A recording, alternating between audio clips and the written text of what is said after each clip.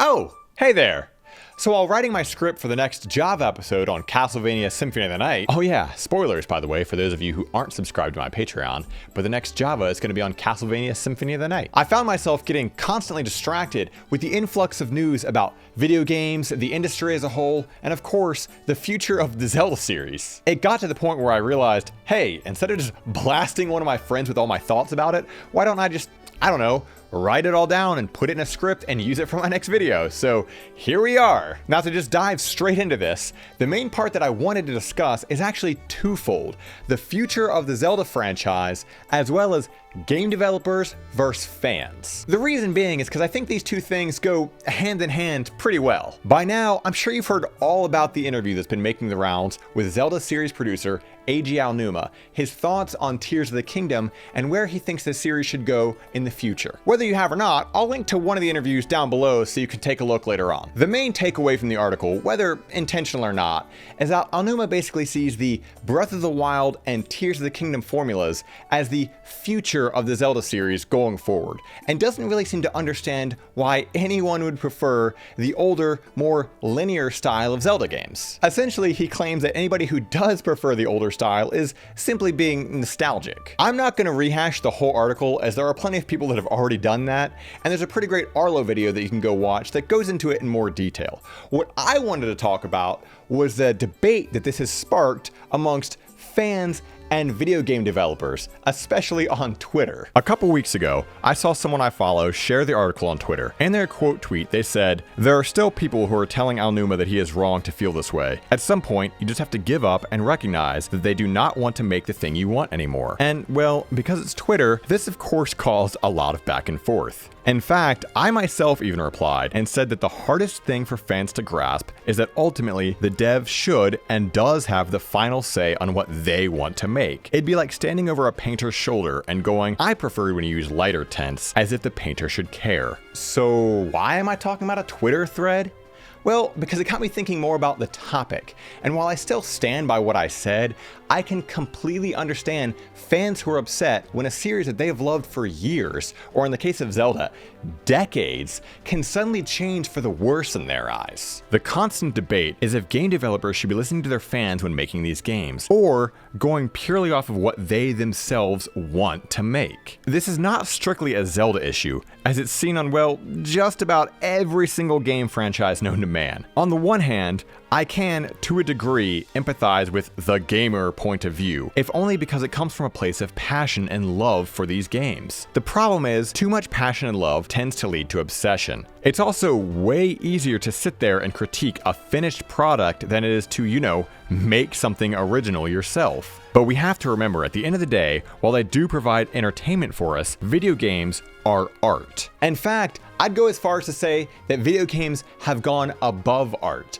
There's some sort of Voltron-esque amalgamation of every form of art smashed together into making some sort of super art. It's wild, and it's one of the many reasons as to why I love video games so much. They're masterpieces through and through. But not everyone sees that. And not everyone sits down and thinks about how games were crafted and meticulously thought out. How musicians worked with graphic artists to make sure that the two mediums flowed so well together. How the writers sit down with those same graphic artists and musicians to describe the story as well as the emotion that needs to be conveyed in each scene. How the programmers took all of these pieces and stitched them together. And how the QA worked with those same programmers to let them know that they stitched some of the pieces on backwards. This whole metaphor is sort of getting away from me, but you get what I'm saying. Plenty of people, i.e. gamers with a capital G, only view video games as a product and don't care about the people in the background who are making that product. It's as if they view video games as cheap toys made on an assembly line and just thrown up on the shelves to make a quick buck. To bring this topic back to, well, the point, ultimately, I think that whatever video game developers want to make is what's most important, even if that means we occasionally get a game in the series that isn't entirely to our liking. I say this as someone who, while I do prefer the linear style Zelda games, I had plenty of fun with the last two entries. I think Tears of the Kingdom improved a lot on Breath of the Wild, but I still think they both have their flaws. But you know what else has flaws that I love? Skyward Sword. Hell, I'm left-handed. You know how awkward it is to play through an entire game needing to swing something around with your non-dominant hand? Because I do, but has it stopped me from playing the game multiple times? Of course not, because it's a great game. Is it a bit too linear? Yeah, it definitely is, but it also excels at having some of the best dungeons in the 3D series. Wind Waker is probably my favorite 3D Zelda, and yet it can be an absolute slog at times. Sailing is both really fun, but also not so great depending on where you're at in the game. The atmosphere is lovely, but also lonely at times. Twilight Princess has what I feel to be the slowest, most drawn out intro of all the Zelda games. Every time I want to revisit it, I'm reminded of how much I don't care for the incredibly slow intro of that game. It also doesn't help that it came out in an era where all the games had to be coated in a piss yellow fog, so it's not aesthetically pleasing to look at. And yet, once the game gets going, it's really good. I could keep going, but hopefully you see the point I'm trying to make here. These games all have flaws in some regard, and people are often extremely vocal about those flaws. And you know what? Contrary to the belief that they don't, Nintendo does and has listened to the fans in the past. After Wind Waker came out, and the gamers complained about the art style and the quote-unquote childish nature, Nintendo decided to go with the polar opposite direction and make a more mature-looking game, giving us the oldest Link to date. Twilight Princess had a much more mature tone, with a much more mature piss fog covering everything. I'm sorry, I just really don't like how every game that came out in the early 2000s was so against their colors having any form of saturation or vibrance to them. When Skyward Sword came out, the gamers complained about the linearity of it, and we got Breath of the Wild. So hey, I'm just saying to all you gamers out there who are complaining about open world Zelda, maybe you shouldn't have complained so much about linear Zelda in the past. While I have my issues with the current formula of Zelda, I also fully believe that what Aonuma said in the interview should be taken with a grain of salt, because I know that they are listening to some degree. You have to remember, they can't really say too much one way or another, because if Aonuma goes, yeah, we'll try to make a more linear Zelda in the future, then people are going to go absolutely nuts if he doesn't make it exactly as they imagined it. Letting game developers make the games that they want to make is how we get the best games. A prime example of this is the Mario series. After New Super Mario Bros. Came out on the DS, Nintendo beat that series to death by recycling it time and time and time again. And while each of those games was fun, they lacked heart. You could tell that they were made not because a developer was inspired to make them, but because a corporate leader told the developers to make them. But then what happened? They finally let the developers do what they wanted, gave them the time to craft the game that they wanted to make, and in return,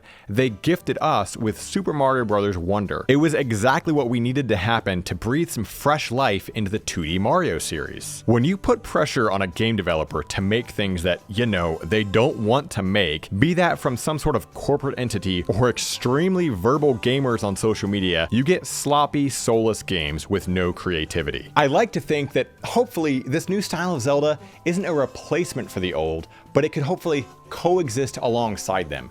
In the same way that when Ocarina of Time debuted and it kickstarted the 3D Zeldas, it didn't mean that we could no longer get the top-down 2D Zeldas. They both got to exist. It is entirely possible that Nintendo could make 3D linear Zeldas, 2D top-down Zeldas, and this new style of open world 3D Zeldas. We just don't know. There's certainly room for all three types to exist if that's something that they want to do. And if not, I'm sure that the next open world Zelda game will still be really fun because it's still going to be a Zelda game. They might not say it, but they are listening to input from the fans in the same way that they did between Breath of the Wild and Tears of the Kingdom. Sure, they might not have made every single change that you wanted them to make, but this formula is still brand new to them and we're only 2 games deep. And looking at their track record, the third game from any style has always been fantastic. Anyway, I find this topic to be fascinating because video games are unlike any other form of entertainment. When an author writes a book, it's their story that they wrote and that's it. You either enjoy it or you don't. Same goes for when a painter paints a mural or a musician makes music. You either enjoy it or you don't. And that can also be said with movies. But for some reason, video games are different. I'm not sure if it's because we invest so much more time into video games than we do other mediums, but that's probably a topic for another video. Regardless, I just wanted to get these thoughts out and honestly get another video out because the latest Java is taking a lot longer than I anticipated because it's honestly gonna be huge. So let me know what side you take in the whole video game developer versus fan situation. But anyway, if there's anything we can all collectively agree upon, it's that no matter what the medium, backseat drivers are the f***ing worst.